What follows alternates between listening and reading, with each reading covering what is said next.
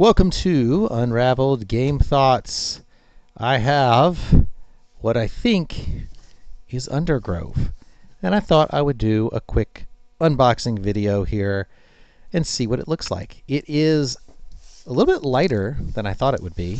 I backed the it was the one that's a little more deluxe. I ended up going with a little more deluxe. I thought that would be a tad more fun to play. My family tends to respond well to higher, the nice little production pieces. I know Castles of Burgundy has gotten tons of play in the last year or so since we got the special edition. And yeah, they really like nice, fancy components. So, all right. Whoa, that is a honestly smaller box than I thought it was going to be. This is almost bordering on something like a Garfield Games box. Okay, let me see. We've got a little bit of a. We've got our tape here around the edge. Let's do that and that. Take a look at these components. There it is, nice. And I wonder if this box is bigger than the normal setup. We have our rule book. Looks like the standard rule book. Nice material, kind of like a Stonemaier like material for the rules. Quick sprout guide for player 1, player 2, player 3, player 4. I like that their player colors are included on the player aids. Rather large player aids, to be honest. Let me see. We've got our board that gives the action. I think this is the player boards in the various colors. So kind of a white, beige, brown, and forest green. We got a solo deck board and discard pile. I'm going to set those upside down there. This is an upgraded component. It is thicker. I don't know.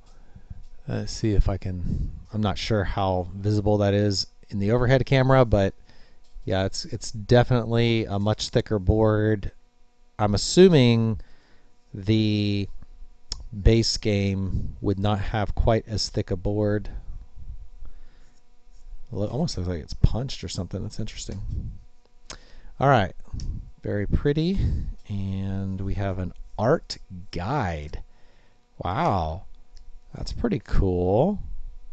Has all the mushrooms listed and what they're used for and some basic facts and figures about the various mushrooms. So if you're a mushroom lover, this is going to be probably a game for you in the sense that Wingspan is a fantastic game for bird lovers who enjoy bird watching. I would think this would be a great game for those who enjoy mushroom watching. So we have, I know this is like the carbon board, and your player pieces move up this track, and then I guess when one person gets to the end, you finish that round, play one more round, and then the game's over. So that is nice. It's a very nice board. It's very thick. Scoring sheet, probably won't use that much because we have the BGA app. We have goal cards. These are these sealed? Huh. Yeah, they're in like an envelope, sealed in.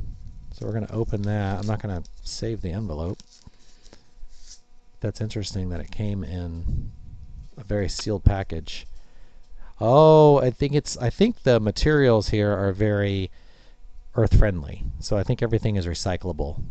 That's my guess.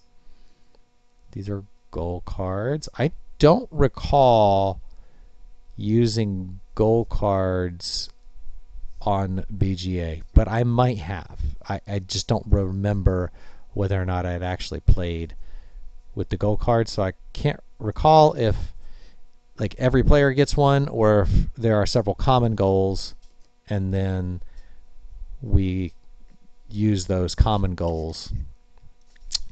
We have a spacer, which I'm actually going to keep that just in case. I'm not going to pull all these out, but these are the mushrooms. I'll pull a section out here and show what these look like to some degree. Put that over in recycling. So this is definitely part of the upgraded piece, and this is what I understood to be largely what was going to be upgraded, is that these tiles are super thick. They're wooden, very thick wooden tiles. It's not just cardboard, which it probably would have been fine with cardboard, but this will be much more fun to play with, and everything will kind of sit nicely and be very pretty. But they have these mushrooms. Each of these mushrooms is different and offers different abilities that trigger. You pay one of your 4 mushroom resources at the top to trigger that mushroom and gain whatever it would give you. So there's a bunch of these. Let's see, we've got 4 stacks, 3 stacks of, I said I wasn't going to pull all these out, but I am pulling them out. But I am not going to look through them all at this point in time. I'm just going to put them back in the box and put my spacer back in there, and then we'll take a look at some of the other components. So those are mushroom tiles. That basically ends up being a community board that you are playing your saplings and seeds and things of that nature on. So everyone's using the same grouping of mushrooms. You start with some in play, and then part of some of the actions is being able to place more mushrooms out and put a seedling on those. This looks like a solo deck if I had to take a wild guess. It's called Solo Deck. Solo Deck B, Solo Deck A. Okay, so if we're playing solo, this is definitely the deck. I really like that this is in its own box, and I don't have to get a rubber band or anything to try to make that stay in the box. And it looks like each of these, so we have what they've offered here are boxes for each of the components. So we have carbon, nitrogen, we have trees. That's going to be player, this is going to be player tokens that are in the player colors. Pretty easy to see that that's what those are going to be. We have potassium, I believe is what K is, and phosphorus. Those are resources you essentially get from triggering mushrooms, and then we have bonus tiles, which we'll put there. And then I'm going to guess all the other parts and pieces are in here. Look at that. Whole bunch of components. We'll spill these out here and see. That is interesting that they put everything in a box like this. I'll have to, I wonder, because you wouldn't keep it in there. I think this is the first player token. Giant mushroom. Cute. I like it. That's probably going to go back into that box. I believe we have, I think these are probably just sorted by color. We can pretty easily put these into the box, but they are thicker wooden components for the roots instead of cardboard punch outs. They're very thick roots, and the pieces that go between the mushrooms are round roots printed on both sides, so there's no having to get it on the right side or anything of that nature. You just have it on the side you need. I believe players are going to get, each player is going to get a set of those tokens. So if I organize those by token sets, because there are, yeah, these are the 3 or 4 rather different tokens that are used to trigger mushrooms. Whenever you activate mushrooms, you're going to have to flip some of these, and then you have to take some kind of a reset turn to flip them back over later in the round. So that is, let's see if we can get all of those sorted here. And then the trees, this is an example. These are the wooden player trees that are very nice and thick. Let's see, it looks like there's 4. So I think you can build up to 4 trees over the course of the game. What typically happens is you'll get a, let me find one here. We have, and I think these were also normally cardboard, but they are in the larger, what do you call it, more significant pieces. These might be bonus tokens. I think these white ones are probably bonus tiles. I'm going to stick those in there just so I can keep up with them. Now I was trying to find, so if you have one of these in the center of a mushroom, you imagine there's a mushroom. Let's grab a tile here. So you would have a mushroom and your token is sitting on a mushroom, and when you start the game you're going to start with at least one of these tokens, and the way it sits on the board is you have the root. I can't really get my fat fingers out of the way. The root is pointing to the mushroom, which means this mushroom is one that I can potentially trigger because I have a sapling with a root on it. When I have 4 mushrooms all around this sapling and I have a root touching each mushroom, then I get to place my tree.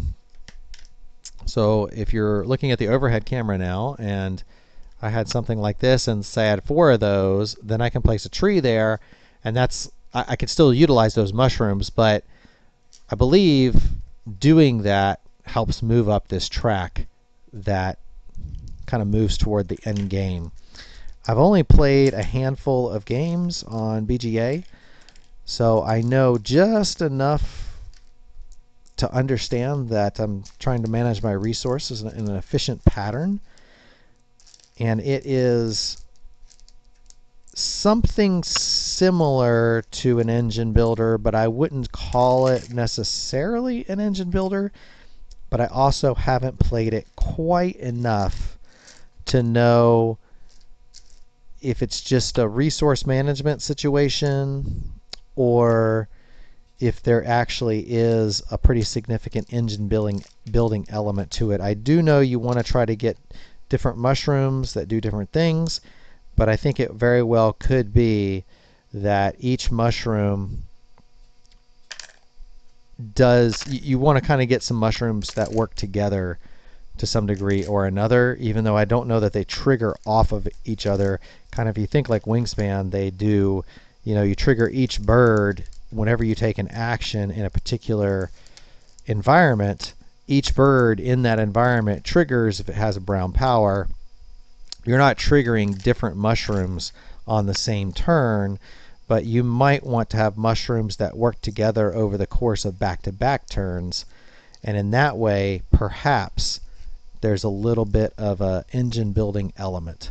Now I did a mistake here, and I believe, yeah, this dark brown, this is the light brown, that's the dark brown. These are very sturdy wooden tokens. I like how thick and very nicely designed they are. I think they're going to hold up well over time, and they are seemingly environmental friendly. I like that the packaging is very, more there's like no plastic in this packaging at all. There was no plastic around the outside of the box. There was just the little plastic sticker, I think, is the only plastic that I noted in the entire packaging bit. So this was a highly efficient packaging situation. These are super nice tiles. So I think the vast majority of the cost was here. And I think if you got the retail version, I believe the retail version was something like $39. Pretty good value. This version was, I think, in the, with shipping and everything, maybe in the $70-$75 range. But for the high quality of wooden components that are coming with this, I'd say that is a pretty good value. I think a lot of games with components this nice can easily push the $100 range, and I'd say this one was pretty good value for that level of component quality. So that is probably enough unboxing for now. I did find this weird. Whoa, got a weird token here. That one doesn't really match a color anywhere else, so I wonder if that's a like a solo component, possibly, because I don't see it evident anywhere else. And I think that is the only one off-colored thing I note here. The others look to be of similar color. So, well, thanks for joining Unraveled Game Thoughts and watching this unboxing video. If you have questions about any of these components, or if there's something you want to know about the game, I'm obviously not doing a playthrough or anything of that nature, feel free to post a comment or ask a question. It is on BGA, so if you have at least, it was on alpha. I don't know if it went beyond that, but if you want an invite to play the game and maybe you're not an alpha or don't have access to alpha beta games, then actually if it's alpha, I can't invite you. If you don't have access to alpha, you have to be an alpha player to do it. That comes out wrong. That does not mean I'm an alpha player. I'm not really an alpha player, but on BGA you have to have played a number of games in order to have access to the alpha options. If it's a beta game, I think I can just send an invite to anybody. I don't think it matters as long as it's in that beta section. And if you are a person who plays alpha games and you would like to try this one out, then give me an invite.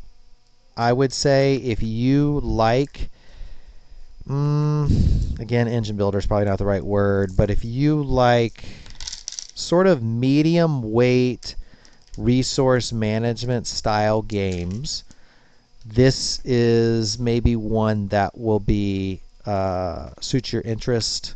I would say if you like Wingspan, this is probably about roughly the same weight as Wingspan.